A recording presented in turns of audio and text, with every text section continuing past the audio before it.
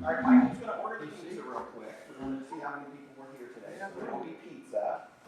There's beverages in the back. We're going to go get started. We've got 3 hours worth of materials to cover, so we want to make sure we get started. You do. It'll be 45 minutes going on. He's testing to see who's listening. Yes. See who panicked about the 3 Well, hours. we want when we end early, you'll be excited. So we've met and seen, I think, everyone in the room through either this most recent week visit or previous week. So you know we're here building a community master plan and identified that marketing and branding, the identity of the community was very important. So that's what we brought Ben in for. So Ben's been asking a lot of questions, taking pictures. Word's probably spread through the neighborhood, through the community, that there was a drone flying over downtown this morning. We did some drone footage this morning. So Ben is going to share with us his interpretation and share what he's come up with. This is just going to kind of be the foundation for it, and then more of those materials and more of that concept will then be shared with that final report that we'll deliver in January. Actually, Ben and I are trying to work out that he could be here for that in January when we make that presentation. We will be meeting with the steering committee in December, showing them kind of the preliminary final report, just make sure we're on the right track, but then we'll do the final report and presentation in January, and then start talking about implementation and funding and those sorts of things after that. So that's kind of the process going forward. So I'm going to turn it over to Ben, and I'm going to grab the lights real quick. Awesome. Thank you so much. How's everybody doing? Good. He's already made, he used my 3-hour joke. So I don't really know how to start this. Thank you all for coming out. For those of you that haven't met me yet, my name is Ben Muldrow. I'm with Arnett Muldrow & Associates. I think there are maybe 4 of you that I didn't get to meet over the course of the meetings this week. What we're doing here is we're making recommendations on a foundation branding system for the community. That system really is focused in on creating what's called a destination brand. And a destination brand is kind of an interesting tool that doesn't currently exist in the community. It's this idea that there's a graphic identity and a message system that not only the organizations in the community can utilize, but also the businesses in the community. And I think a lot of times the city thinks that they're kind of the keeper or owner of the community identity, but they're a government and they're an organization.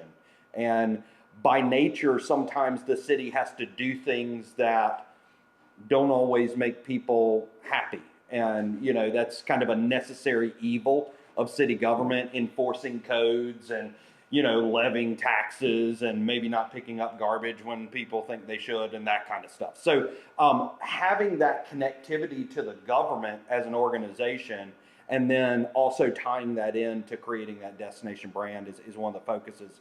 We're also looking at recommendations on things like the Chamber of Commerce and of course the downtown organization. So being able to show how a foundation can make it very easy to create connectivity while still preserving that individuality. I always like to start by kind of recapping on what I heard over the course of the past 2 days. I think that there's tremendous energy here. There's obviously the difference between the people who are in the know and the people who simply like to say no. And, you know, you kind of see that in a lot of communities. There's an awareness, I think a general awareness of the assets that the community has, but then there's also a hesitation, especially as it relates to marketing and branding, where it's like, oh no, is this just another opportunity for us to theme everything around Walt Disney?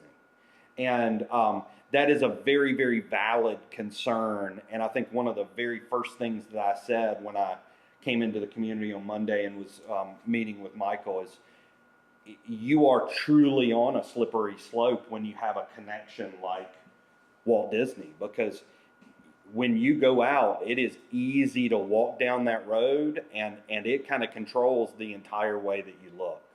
So when I go through a process like this, I really try to dig into not how do we tell the Walt Disney story, what landed Elias Disney here? What are the things that connect our rail heritage to our coal heritage, to our agrarian heritage, to our work ethic, and also interrelate with that story of Walt Disney that truly became a global story. So there's this cool dynamic between this small, value-driven community and this story that everyone knows. Does that make sense? So it's making sure to constantly avoid the theme. We are really, really good at theming things. We're not always good at communicating values. I like to throw my mother under the bus a little with this. She is one of those people who believes that design is all based around consistency. So her bedroom is pansy themed, and anything that has a pansy on it can go in there. So the curtains, the comforter, everything, and it is pansied out, and it looks kind of like the visual representation of an epileptic seizure. You know, like too much going on, but it's not about having a common thread and throwing everything on it. It's about figuring out how to tell that story. With the branding system, we believe that there are four main elements that create the foundation for this communication. First is defining a color palette. And I'm going to tell you a very interesting message here. Just because your high school is black and gold doesn't mean that you only use two colors in this system. We had a remarkable conversation that tied into school pride and how it might or might not involve groups of communities wanting to go to others and literally burn them down and boycott all business. That was made very, very clear. I know what colors to avoid and not use in a system, but there's some interesting dynamics when it comes to marketing, because when you're marketing a community and using the colors to connect, if the only thing that you have is the colors of your school, what happens in those years when the school football team doesn't perform very well and overall self-esteem is low? It creates a connection that really makes sense. And I mean, we even talked yesterday about how this color and the color association can actually go into retail habits and people, the way people spend money. I mean, we heard loud and clear that if there's blue flying, I'm not spending my money there. So, you know, being able to get into that, I think, is part of it. The next is uniform typefaces, selecting typefaces that you use consistently to create continuity throughout your message. And I've got two different typefaces that I'm recommending for that. The third is a consistent message, being able to know what your story is and have a platform for how to tell that story. And it doesn't mean that you have only one story. It's about having the right message at the right time for the right audience. And then finally is the approach to graphics. And the approach to graphics, I think, is a very important one, being able to have a certain consistency in the confidence in which you design. Let's just take a random brand that just pops into my head. I don't know, Chevy. You know, you can literally put just the bow tie icon up and people know what brand it is without any words. So being able to have a certain amount of design consistency that can build that confidence in being able to represent yourself is an end goal that we're shooting for. So that's really what we're looking at. I'm going to kick off with color palette, and with color palette, I did start with the black and gold. Is it gold or is it, you call it gold, right? So I started with a black and gold.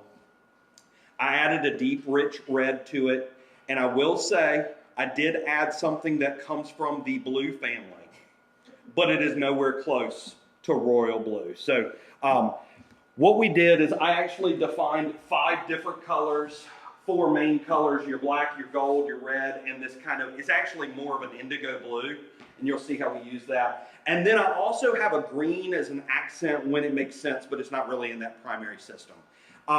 This is going to give us more than 2 colors to deal with. It's going to give us enough variation to be able to have some vibrancy in what we do, and you'll see how that kind of materializes. Now, in your community, the typeface selection was something that I think is very, very important. And you have to avoid this. That we're not going to use the Disney typeface. And that's kind of, if you as a community want to just go ahead and adopt that as a rule, that we're just not going to do that, that's completely fine. This is, when you do that, you actually tie into a message that you no longer control. So what we wanted to do was we wanted to select two typefaces that very much allowed you to represent some of the values that the community represents.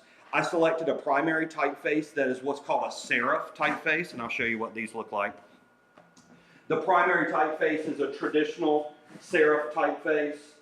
It's got some very attractive letters, and I know this sounds really nerdy, but you know, unfortunately we can't change what your name is. So we have to make sure that we're selecting typefaces that are appropriate for your name.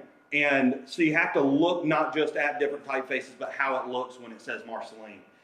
Because you have so many round letters, you know, the A, the C, the E, you've got this kind of consistency in your rhythm. So you wanted something that can create visual continuity there. So that's what we've done with the primary typeface. The secondary typeface is called a sans serif typeface, but it's actually derived directly from sans serif stencils that were used on the Santa Fe rail line for their freight cars. So now all of a sudden we have this interesting connection between the typeface selection and part of that origin story of the community. So now all of a sudden, instead of just somebody saying, oh, I don't really like that, it's like, well, at least there's a reason we picked it. Having that strategy behind those decisions. So from there, one of the most important things to recognize is this concept of what we call a word type. When people think about logos, they immediately jump to the graphic. And it's almost like the last thing that they decide is what their name looks like. So if you go through the community, you can find Marceline presented in like 100 different ways because it's the afterthought.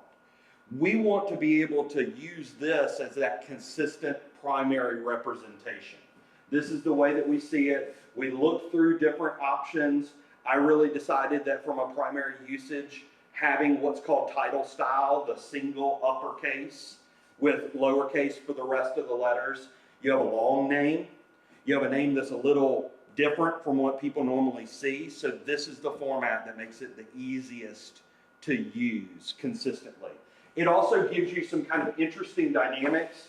And again, I'm going to nerd out from a design standpoint. But you notice it does not have any letters that have descenders. Nothing goes below the baseline. So you've got all this space for any kind of modifiers, whether we're saying the state or the tagline, anything can exist right down there. And then we also have a space right here, a space right here, and then potentially space right here to be able to have graphics to sit and kind of nestle into that logo. So it gives us the options that we need to be consistent. Does that make sense? All right. Y'all are just trucking right along, no issues. Like they said, 45 minutes, pizza's coming, we're getting through this. So from there, one of the other things I always like to do is kind of summarize some of the values that I heard you guys repeat over and over again. The connection to the trains and the rail line, you do have this interesting connection because not only do you have an origin story, but you have like 70 trains that come through a day. And when communities say stuff like that, I typically think they're full of it because as communities, we like to embellish numbers a lot of the times. We were shooting that drone video and I think 5 went by in the 20 minutes that we were shooting. I was like, okay, these guys they're right. And that truly does help to reinforce some of that story. The coal heritage, I think, is something that's very, very interesting. It informs quite a few different stories. It's also something that, for me, coming from the East Coast, it was very unexpected. When I think coal fields and when I think the coal industry, I don't think this part of the country.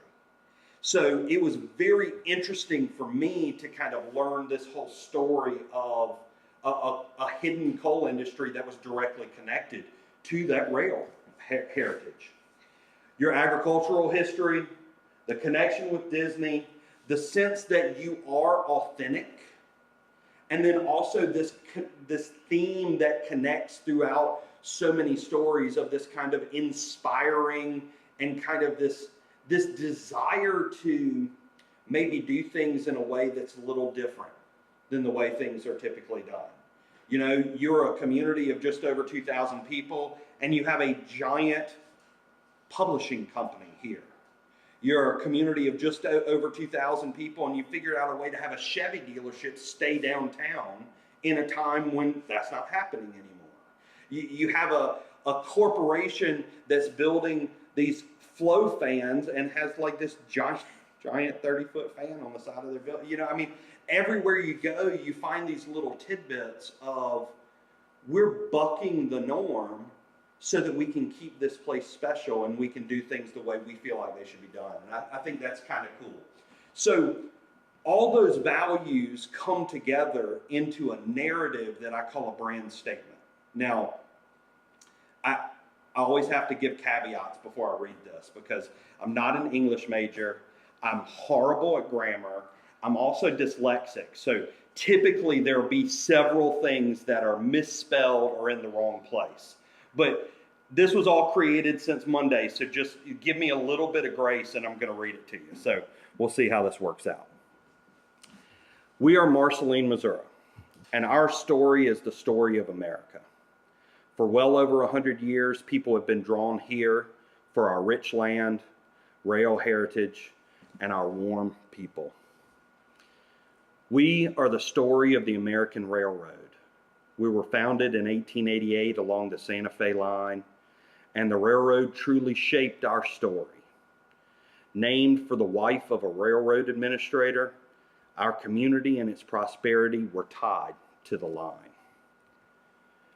We are the story of the American coal miner, with numerous mines and all the support industries that went alongside them. Ours is a community of loyal employees, a hearty work ethic, and deep, deep roots. The fuel from our soil powered the rail and helped to connect the West. We are the story of the American dreamer.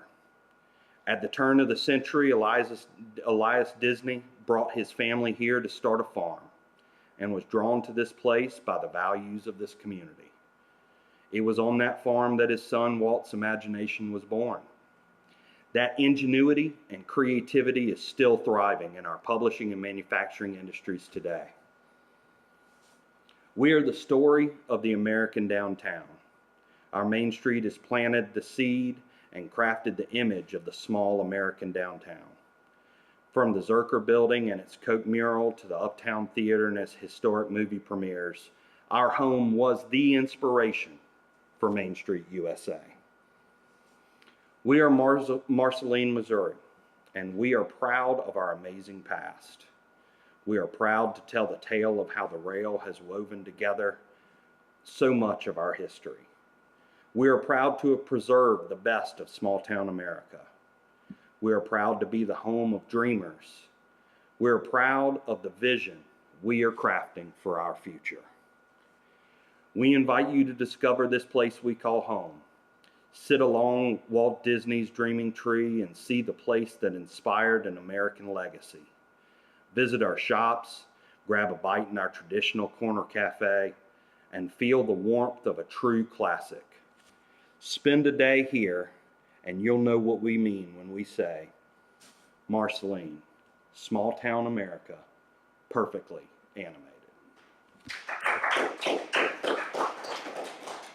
So, when all that kind of comes together, what I feel like you guys need to do is you need to take the initiative to own your place.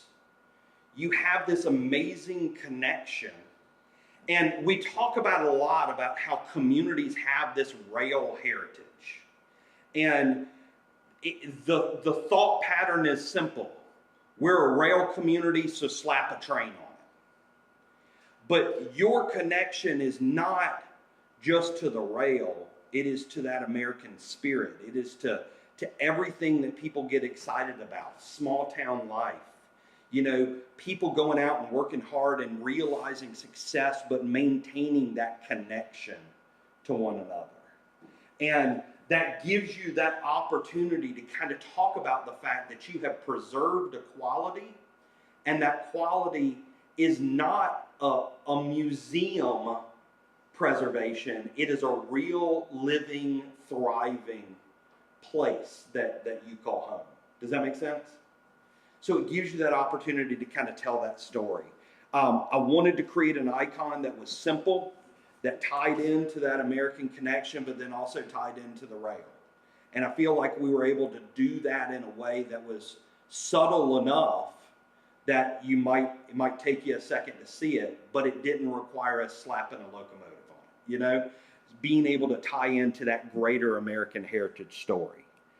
Now, from that, with this destination brand, you start to see that you can have these different variations that work. If you only have one logo, then it becomes a little difficult to use, but having one color, having versions that can reverse out and can be used in white.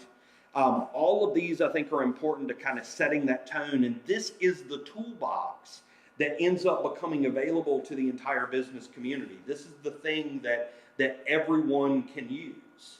Now, if we only stopped there, though, we wouldn't be telling the full story. So we've got to see, how does this foundation then make its way over into those organizational identities.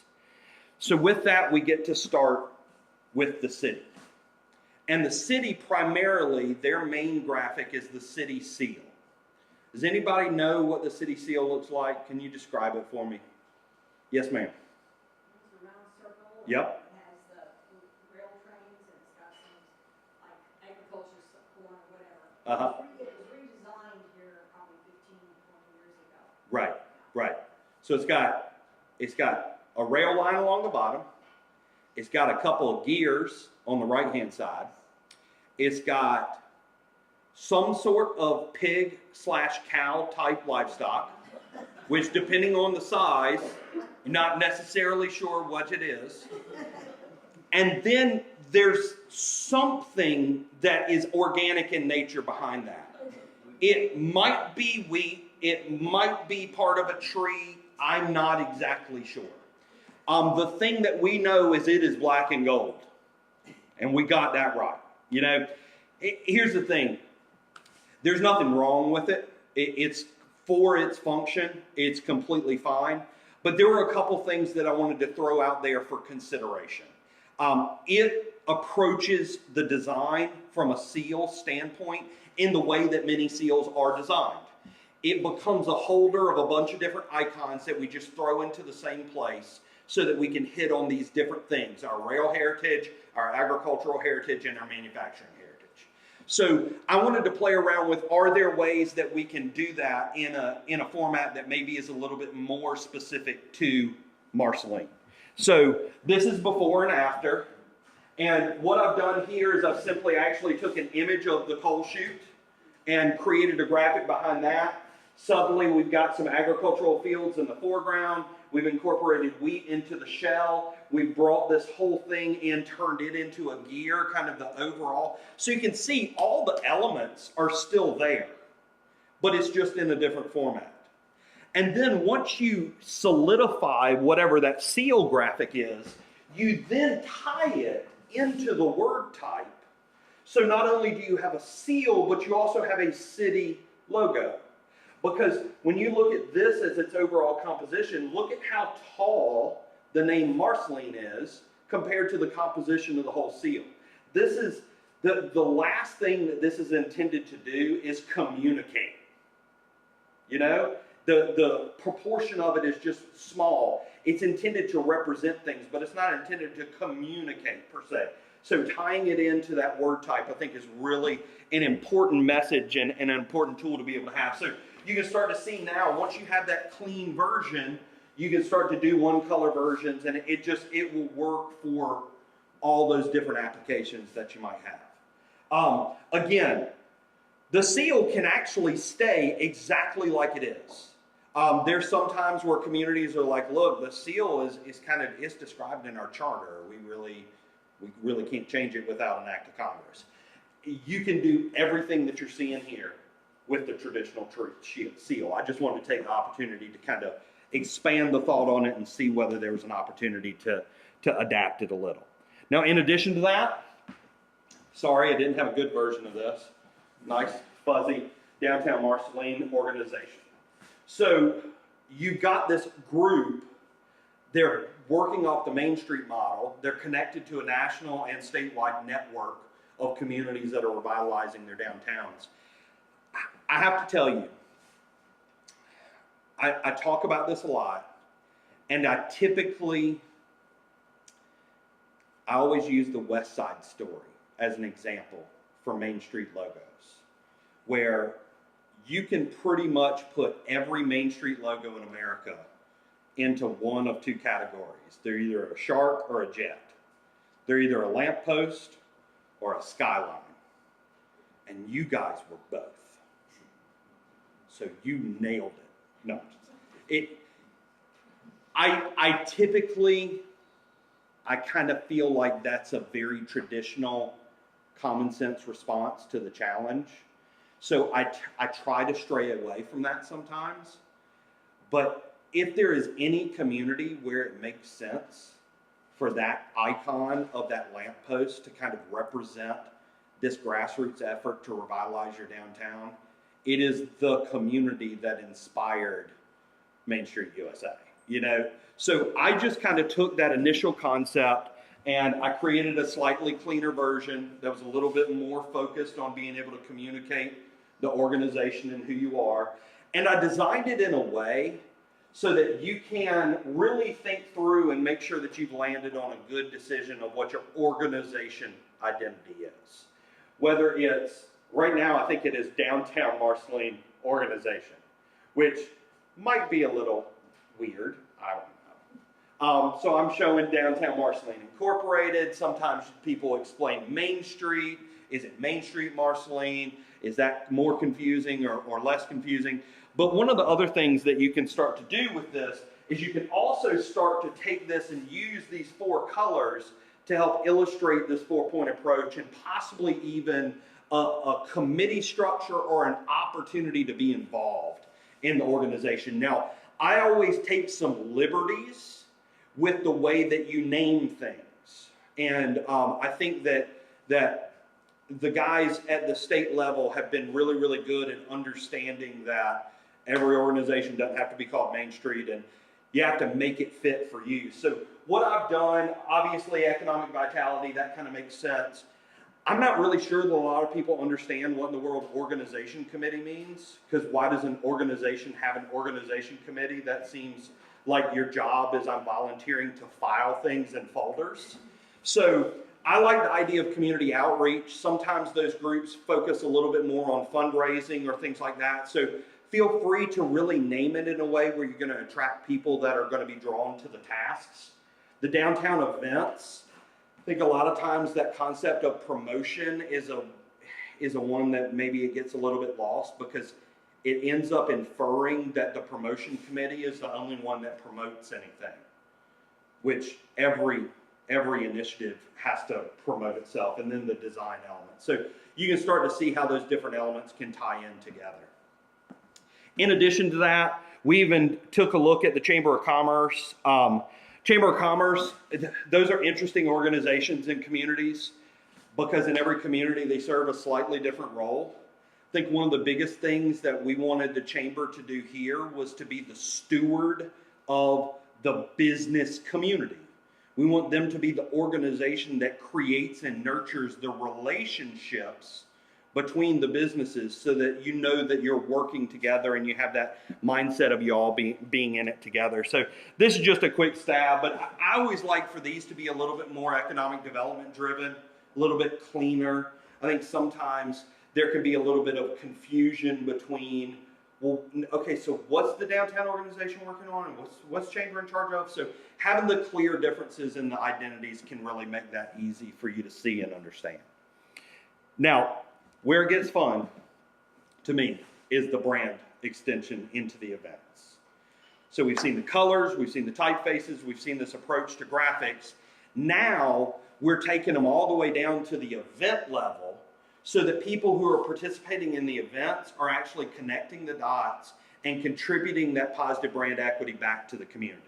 So things like the wine and art stroll, being able to have something that uses those same elements and ties it into the greater system. And you can see as a relatively simple overall look and feel, as we go into these events, we have the freedom to expand out of that color palette a little bit and be able to bring in colors that make sense for the events that we're doing. 4th of July, you know, you can see this, it creates this foundation that creating these new identities becomes very easy. And I'm really excited about this because I've never created a logo for Peanut Night before. You know? But being able to go through and find things that help you, I wish that it wasn't this way, but people literally do not connect the dots. You all are an event-heavy community. When you sit there and you look at the events that you put on and all the activities that you do, and then you look at how many people live here, it really is amazing. So creating as much connectivity is really, really important with all of that. And then what you start to see is you start to see how the system all starts to tie in together. Now, in addition to this, once you have the foundation in place, as you need new resources, it makes that task a whole lot easier.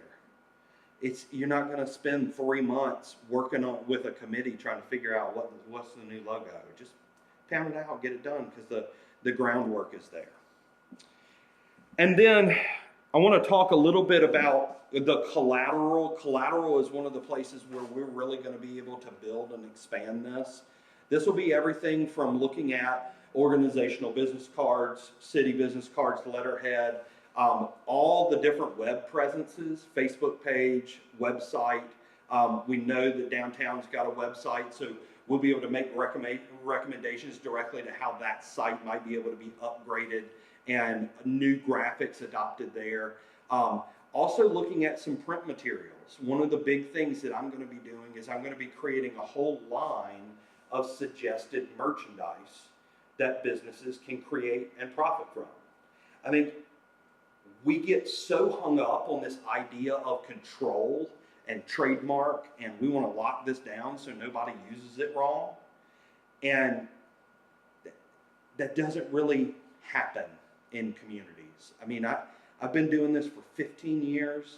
I've worked with over 500 communities, and I can really think of one circumstance where someone maliciously took a logo and used it to deceive and used it for the wrong reasons.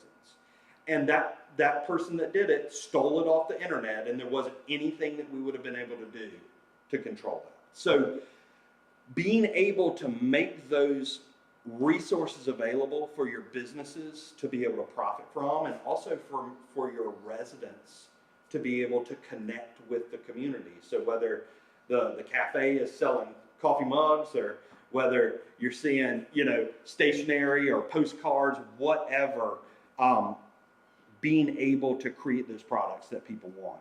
And I went ahead and I designed some banners that could exist throughout the community, designing different street banners, things that can go throughout and create a sense of continuity throughout the community. One of the things that I think is interesting about these is banners could go a long way with helping people get into some of your entry corridors.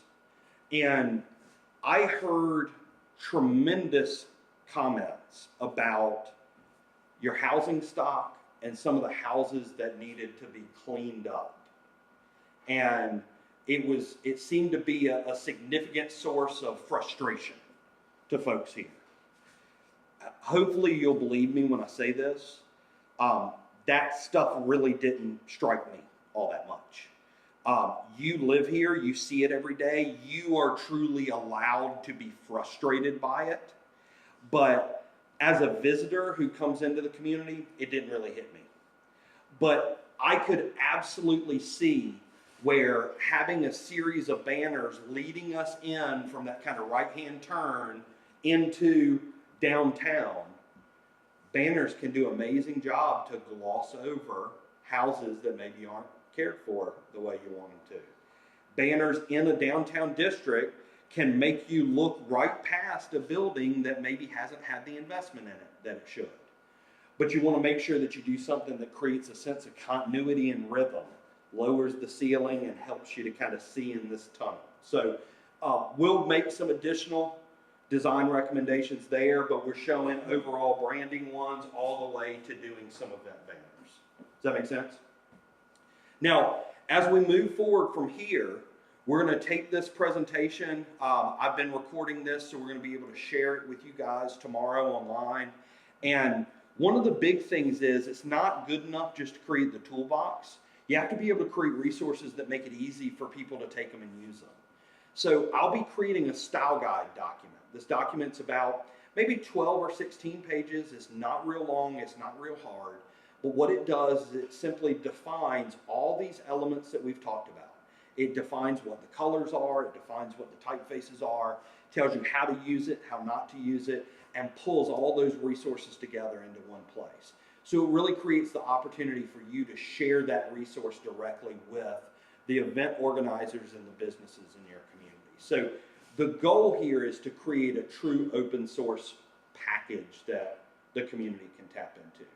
But before we can move to the point of finalizing it, we need to be able to take the overall strategy that we're showing and the thoughts and the ideas that we've presented and be able to mix that with your thoughts and your refinements. So what I'd love to do, if you guys don't mind, is I'd love to open it up and hear what your thoughts are. I mean, obviously it's a little bit like drinking out of a fire hose, but does the overall strategy seem to make sense? Does it seem like we're hitting on those major elements that the community is trying to highlight and trying to share? I mean, what are your thoughts after having just seen it for the first time?